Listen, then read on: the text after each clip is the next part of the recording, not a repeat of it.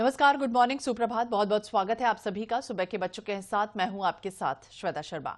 और चलिए शुरुआत सबसे अहम खबर के साथ, क्योंकि नितिन नवीन अब भाजपा के 12वें राष्ट्रीय अध्यक्ष बन गए हैं। मंगलवार को भाजपा मुख्यालय में प्रधानमंत्री नरेंद्र मोदी समेत कई दिग्गज नेताओं ने नितिन नवीन को माला पहनाकर उनका स्वागत किया। पीएम मोदी ने पार्टी नेताओं और कार्यकर्ताओं को संबोधित करते हुए कहा कि नितिन नवीन जी मेरे बॉस हैं, मैं उनका कार्यकर्ता हूं। अब नितिन नवीन जी हम सभी के अध्यक्ष हैं और उनका दायित्व सिर्फ भाजपा को संभालना ही नहीं, एनडीए के सभी साथियों के बीच तालमेल का दायित्व भी देखना है। पीएम मोदी ने नवीन की युवा ऊर्जा और अनुभव की सराहना की और पार्टी की लोकतांत्रिक प्रक्रिया पर गर्व जताया। बता दें, नितिन नवीन ने अध्यक्ष बनने से पहले दिल्ली के प्रमुख मंदिरों में पूजा अर्चना कर दिन की शुरुआत की।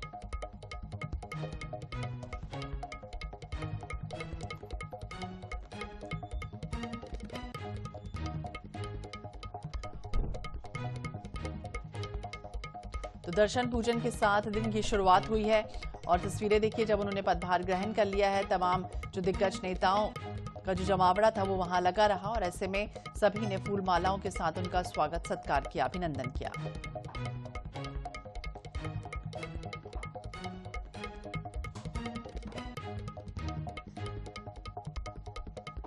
तो प्रधानमंत्री ने भी कहा कि नितिन मेरे बॉस हैं और ये तस्वीर देखिए सामने आई है जब अलग अलग जगहों से किस तरह से उनका स्वागत, वंदन, अभिनंदन किया गया।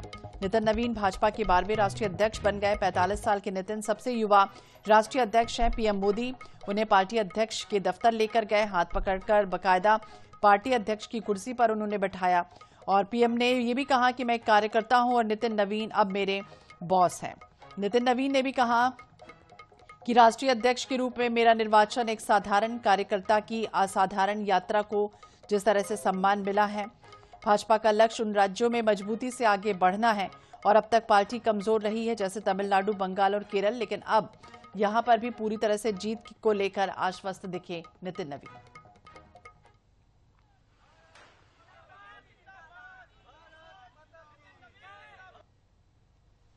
माननीय नितिन नवीन जी, मैं एक कार्यकर्ता हूं, वे मेरे बॉस हैं। कि लोकप्रिय नेता श्री नरेंद्र मोदी जी का मैं सबसे प्रथम अभिवादन करता हूं कि 140 करोड़ जनता आपके इस सेवा भाव से हमेशा आपका अभिनंदन करना चाहती है। आज मैं सर्वप्रथम हृदय की गहराइयों से आप सबका आभार व्यक्त करता हूं जो हमारे मंच पर शीर्ष पर बैठे हैं, हमारा शीर्ष नेतृत्व और यहां पर बैठा हुआ पार्टी का वैसा नेतृत्व जिसने हर बूथ तक भाजपा के विस्तार में योगदान दिया है। आपने मुझ जैसे सामान्य कार्यकर्ता को पार्टी का इस सर्वोच्च पद तक पहुंचाने का अवसर दिया है। मैं इसके लिए आप सभी को प्रणाम करता हूं। आपको बहुत बहुत बधाई, बहुत बहुत शुभकामनाएं और इस विश्वास के साथ कि आप संगठनात्मक अनुभव के साथ साथ प्रशासनिक अनुभव भी रखते हैं, आप इस पार्टी को बहुत तीव्र गति से आदरणीय प्रधानमंत्री मोदी जी के नेतृत्व में इसको आगे ले जाएंगे। इस विश्वास के साथ आपको बहुत बहुत शुभकामनाएं।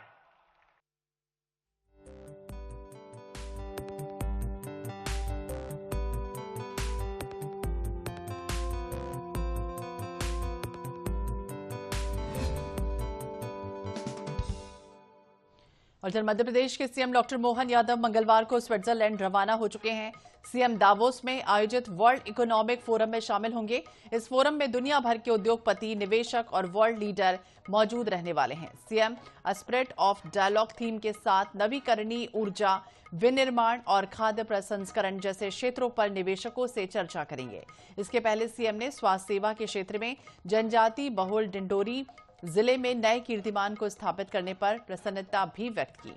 देखिए रिपोर्ट। दिल्ली के दौरे के दौरान मध्य प्रदेश के मुख्यमंत्री डॉक्टर मोहन यादव ने केंद्रीय मंत्रियों से मुलाकात की और प्रदेश की लंबित परियोजनाओं के बारे में चर्चा की।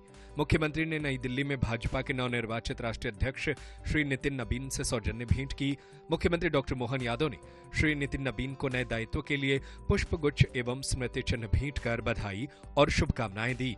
दिल्ली से ही मुख्यमंत्री स्विट्जरलैंड के लिए रवाना होंगे। यहां पर कृषि एवं food processing, biotech, pharma, health care, नवीन एवं नवीकरणीय ऊर्जा, केमिकल इंडस्ट्री, टेक्सटाइल एवं गारमेंट, रियल एस्टेट, ट्रांसपोर्ट एवं लॉजिस्टिक्स, होल्डिंग कंपनियों, एजुकेशन और स्पोर्ट्स स्ट्रक्चर जैसे क्षेत्रों में निवेश संवाद मुख्यमंत्री करेंगे। लोकल टू ग्लोबल रणनीति के तहत मध्य प्रदेश अपने संसाधनों और कुशल मानव शक्ति और वैश्विक मूल्य श्रृंखलाओं से जोड़ने की दिशा में आगे बढ़ेगा। इसके पहले मुख्यमंत्री डॉक्टर मोहन यादव ने स्वास्थ्य सेवा के क्षेत्र में जनजातीय बहुल्य डिंडौरी जिले में नए कीर्तिमान को स्थापित करने पर प्रसन्नता व्यक्त की है। मुख्यमंत्री डॉक्टर मोहन यादव ने एशिया बुक ऑफ रिकॉर्ड्स और इंडिया बुक ऑफ रिकॉर्ड्स में स्थान बनाने की उपलब्धि के लिए डिंडौरी जिला प्रशासन और डिंडौरी के निवासियों को बधाई और शुभकामनाएं दी हैं।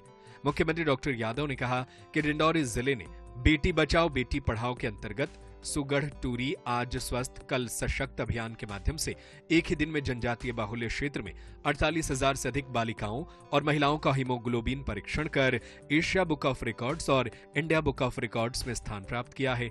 इस पहल ने प्रदेश को गौरवान्वित किया है। Bureau report, INH news, Bhopal.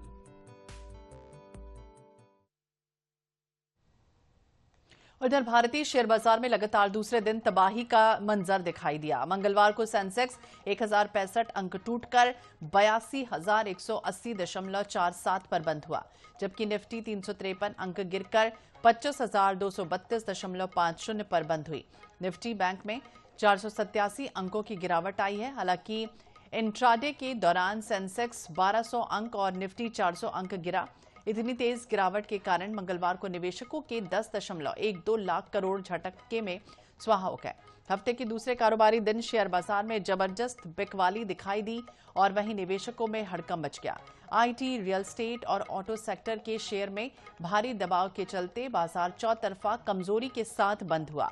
कमजोर वैश्विक संकेतों, विदेशी निवेशकों की लगातार बिकवाली और रुपए पर बने दबाव के कारण निवेशकों की धारणा पूरी तरह से प्रभावित हुई है।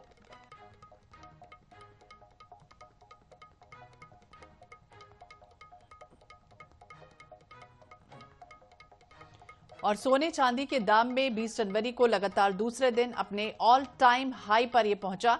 India Boolean and jewellers association के अनुसार 1 किलो चांदी पहली बार सराफा बाजार में 3 लाख के पार निकल गई। ये 10,888 रुपए से बढ़कर 3,04,863 रुपए पर पहुंची। इससे पहले कल ये 2,93,975 रुपए पर थी। M6 पर चांदी 3 लाख के पार निकल गई। चांदी इस साल सिर्फ 20 दिनों में ही 74,443 रुपए महंगी हो चुकी है। वहीं सोना 2,429 रुपए बढ़कर 1,46,375 रुपए प्रति 10 ग्राम पर पहुंचा। हालांकि इससे पहले 1,43,946 रुपए पर यह सोना था और सोना इस साल अब तक 13,180 रुपए महंगा हो चुका है।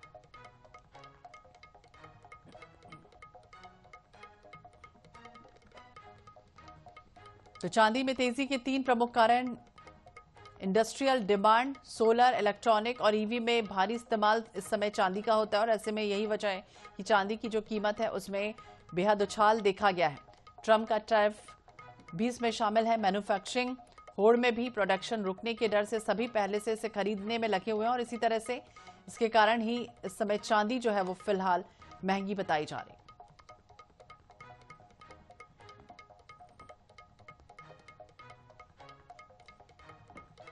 प्रयागराज में रथ रोकने के विरोध में धरने पर बैठे शंकराचार्य अविमुक्तेश्वरानंद को माघ मेला प्रशासन ने नोटिस जारी किया है।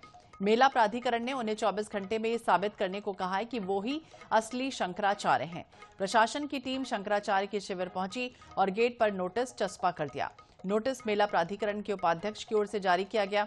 दरअसल ज्योतिष पीठ में शंकराचार्य की पदवी को लेकर अविमुक्तेश्वरानंद और वासुदेवानंद के बीच विवाद है। मामला कोर्ट में विचाराधीन है और इसी बात को आधार बनाकर प्रयागराज माघ मेला प्रशासन ने नोटिस जारी किया। नोटिस में लिखा गया है कि 24 घंटे में ये बताएं कि वो खुद को शंकराचार्य कैसे लिख रहे हैं। शंकराचार्य अभी मुक्तेश्वरानंद अड़े हैं कि जब तक प्रशासन माफी नहीं मांगेगा तब तक वो आश्रम में प्रवेश नहीं करेंगे। दरअसल मौनी अमावस्या का दिन था और 18 जनवरी को शंकराचार्य अभी मुक्तेश्वरानंद पालकी में बैठकर शिष्यों के साथ संगम स्नान के लिए जा रहे थे। इसी दौरान पुलिस ने उन्हें रोका, पैदल संगम के लिए जाने को कहा, लेकिन शिष्य नहीं माने और पालकी आगे बढ़ाने लगे। इस दौरान शिष्यों और पुलिस के बीच धक्का मुक्की और हाथापाई तक की नौबत आ गई।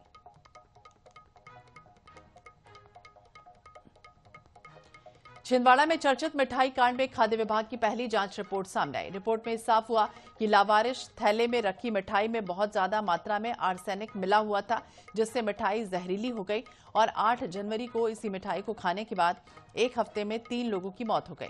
खाद्य विभाग की रिपोर्ट के बाद ये माना जा रहा है कि मिठाई को जानबूझकर जहरीला बनाया गया। मिठाई ना तो खराब थी, न उसमें सामान्य मिलावट थी, जिससे इसकी प्रकृति जहरीली हो गई। पुलिस अब जबलपुर फॉरेंसिक लैब से पोस्टमार्टम के बिसरा रिपोर्ट का इंतजार कर रही है।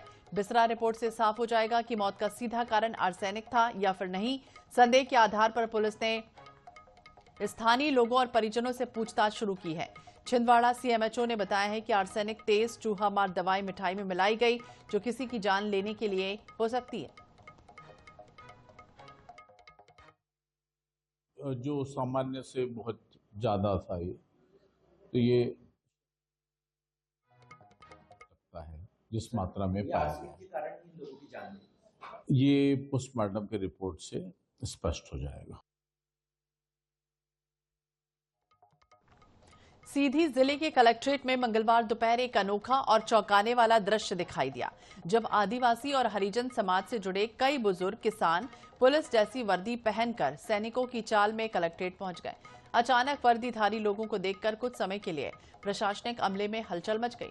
बाद में इन लोगों ने खुद को एक सामाजिक संगठन से जुड़ा हुआ बताते हुए कहा कि वो समाज की सुरक्षा और किसानों की समस्याओं को लेकर संगठित प्रयास कर रहे हैं। संगठन के क्षेत्र उपाध्यक्ष छोटेलाल सिंह टेकाम ने बताया कि जब खेतों में वो रहते हैं तो केवल किसान कहलाते हैं, लेकिन बाहर निकलते ही हम वर्दी के साथ अपनी परेशानियां दूर करने आवाज बुलंद करते हैं, अपनी सुरक्षा खुद करते हैं। जिला मंत्री पन्नालाल सिंह मरावी ने बताया है कि संगठन की राष्ट्रीय अध्यक्ष राजमाता फुलवा देवी हैं। उन्हीं के निर्देश पर जिले में संगठन का विस्तार किया जा रहा है।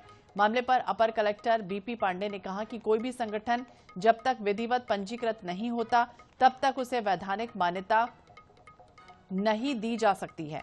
उन्होंने ये भी कहा कि संगठन यदि शांतिपूर्वक लोगों को जागरूक करता है तो उनकी समस्याओं को प्रशासन तक पहुंचाता है तो उन पर कोई आपत्ति नहीं। हम अपने आवेदन जानकारी अपना पता परिचय देने के लिए सूचना है। अच्छा, तो ये वर्दी आपको किसने दी है और क्या ऐसा क्या काम है? इस वर्दी का हमको दिया श्रीमती राजमाता फुलवा देवी ने दिया है। अपना स्वयं अपना काम करना, किसानी करना, अपना संगठन को शांति रखना, अत्याचार भ्रष्टाचार को शांति करना, लड़ाई झगड़ को शांति करना, हल करना। इंदौर में दूषित पानी से हुई मौतों के मामले में हाईकोर्ट में हुई सुनवाई के दौरान याचिकाकर्ताओं के वकीलों ने सरकार की ओर से गठित 4 सदस्यीय जांच समिति पर कड़ी आपत्ति जताई है। वकीलों ने कहा था कि सरकारी अधिकारी अपने मातहतों के खिलाफ निष्पक्ष जांच नहीं कर सकते, इसलिए रिटायर्ड हाईकोर्ट जज की अध्यक्षता में जुडिशियल कमेटी गठित की जाए। उन्होंने आरोप लगाया कि दोषियों पर अब तक कोई ठोस कार्रवाई नहीं हुई और कुछ अधिकारियों को रिवॉर्ड पोस्टिंग दी गई। सरकार की ओर से मुख्य सचिव अनुराग जैन ने वीसी के माध्यम से पक्ष रखा। याचिकाकर्ताओं ने 2017 की पीसीबी रिपोर्ट पाइपलाइन कार्य में देरी पर सवाल उठाए।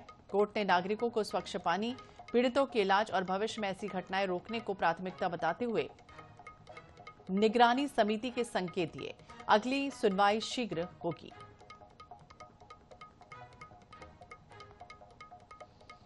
इधर जबलपुर में बिगड़ी कानून व्यवस्था को लेकर कांग्रेसियों ने बड़ा प्रदर्शन किया, जहां कांग्रेस विधायक लखन घनघोरिया के नेतृत्व में एसपी ऑफिस का घेराव कर ज्ञापन सौंपा गया। प्रदर्शन में शहर और ग्रामीण कांग्रेसी सैकड़ों की संख्या में शामिल रहे।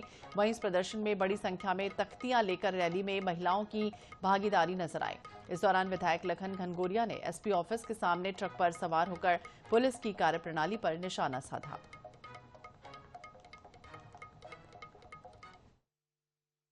निरंतर अपराधों का गिराव बढ़ रहा, अपराधी बेखौफ घूम रहे, संगठित अपराध और आर्थिक अपराध की भरमार है। साइबर क्राइम के नाम पे आम शरीफ जनमानस परेशान है। कोई स्ट्रेटजी पुलिस की या सरकार की नहीं कि साइबर क्राइम को कैसे रोके। चारों तरफ जुआ, सट्टा, स्मैक। देखिए, मैं यूथ कांग्रेस का ग्रामीण का अध्यक्ष हूँ। जिस तरीके से पूरे जिले के अंदर हाहाकार मचा हुआ है, चाकूबाजी की घटनाएं, लूट की घटनाएं, ये चरम सीमा पे है और प्रशासन पूरी तरीके से विफल है। जैसा कि अभी सिहुरा खितौला में 15-16 किलो जो है सोना लूटा गया बैंकों से, रिकवरी खाली 4 किलो की हुई, बाकी सोना कहाँ गए, इसकी जवाबदेही किसकी है? प्रशासन की। पनागर में ज्वेलरों के साथ लूटपाट हुई, ठीक, प्रशासन ने किसी को भी खड़ा कर दिया, 2 लोगों का जुलूस निकाल दिया कि ये उसमें शामिल थे। आखिर कैसे बाहर से लोग आके व्यापारियों को टारगेट कर रहे हैं? ज्ञापन के समय कांग्रेस के पदाधिकारियों के द्वारा ये वीडियो मुझे दिखाया गया है। मैंने उनको बोला कि इसमें एक विधिवत शिकायत प्रस्तुत करें और थाना प्रभारी बेलबाग को हम ये वीडियो भेज रहे हैं, इसका परीक्षण किया जाएगा और इसमें कानून का उल्लंघन करने वाले के खिलाफ सख्त कार्रवाई की जाएगी। रीवा में एक ट्रक में मृत पशुओं की हड्डियां मिलने से हड़कंप मच गया। मामला है सिमरिया थाना क्षेत्र का, जहां एक ट्रक में मृत पशुओं की हड्डियां मिली। इस खबर से स्थानीय लोग और बजरंग दल के कार्यकर्ता वहां पहुंचे, जिसके बाद ट्रक को बीच रास्ते में रोका गया। इसकी सूचना पुलिस को दी गई। फिलहाल पुलिस ट्रक को थाने लाकर ड्राइवर से पूछताछ कर रही है।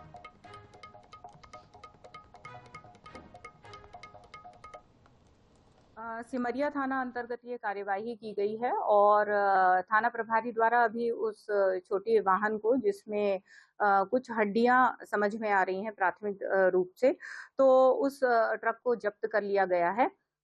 गाड़ी को जब्त करने के बाद अब ये पता लगाने का प्रयास किया जा रहा है कि आखिर ये कौन व्यक्ति थे, कहां से उन्होंने ये पूरी सामग्री कलेक्ट की और ये उसे कहां लेके जा रहे थे। जशपुर जिले में प्रेम, साहस और कानून के सहारे 2 प्रेमी जोड़े ने तमाम सामाजिक दबावों को पीछे छोड़ते हुए अपने रिश्ते को नया नाम दिया। जिले के पत्थलगांव थाना परिसर में दोनों प्रेमी जोड़ों ने सोमवार रात 8 बजे शादी रचाई। अलग अलग जाति होने के कारण परिजनों की नाराजगी वो झेल रहे थे। जोड़ों ने अपने प्यार को विवाह का नाम दिया। एक प्रेमी युगल को शादी से पहले परिजनों के विरोध और झूमा झटकी का भी सामना करना पड़ा, लेकिन दोनों के कदम पीछे नहीं हटे और अपने फैसले पर कायम रखे। वहीं दूसरे प्रेमी युगल ने बताया कि वो करीब 1 वर्ष से प्रेम संबंध में थे। बालिग होने के बाद उन्होंने पत्थलगांव थाने में आवेदन देकर सुरक्षा और विवाह की अनुमति मांगी। अमाकानी निवासी पल्लवी मरकाम ने गोढ़ी कला निवासी निर्मल लहरे से भोलेनाथ के समक्ष विवाह रचाया। तो वहीं प्रेमनगर निवासी रानुराधा नामदेव ने राम कुमार विश्वकर्मा के साथ जीवन भर के निभाने की कस्में निभाई। शादी के दौरान पुलिसकर्मी भी साक्षी बने। थाना परिसर में मौजूद लोगों ने नवविवाहित जोड़ों को आशीर्वाद दिया। हम लोग अपनी मनमर्जी से शादी किए हैं। मेरा नाम निर्मल लहरे है और मैं निवासी हूँ गोढ़ी कला भूंडूपारा का। हम यहाँ थाना पत्थलगांव में अपनी मर्जी से स्वेच्छा से जो है हम दोनों बालिग हैं और हम दोनों यहाँ शिव मंदिर को साक्षी मान करके हम दोनों ने शादी की है। मेरे पति का नाम निर्मल लहरे है, ये भूंडूपारा गोढ़ी कला के हैं। हम लोग का प्यार 1 साल हो गया। हम दोनों अपने नाबालिग होने के बालिग होकर हम लोग थाना पत्थलगांव में शिव मंदिर को शिव भगवान को साक्षी मानकर शादी किए हैं। और इसी के साथ खबरों का सिलसिला लगातार जारी है। वक्त एक छोटे से ब्रेक का है, फौरन लौटेंगे।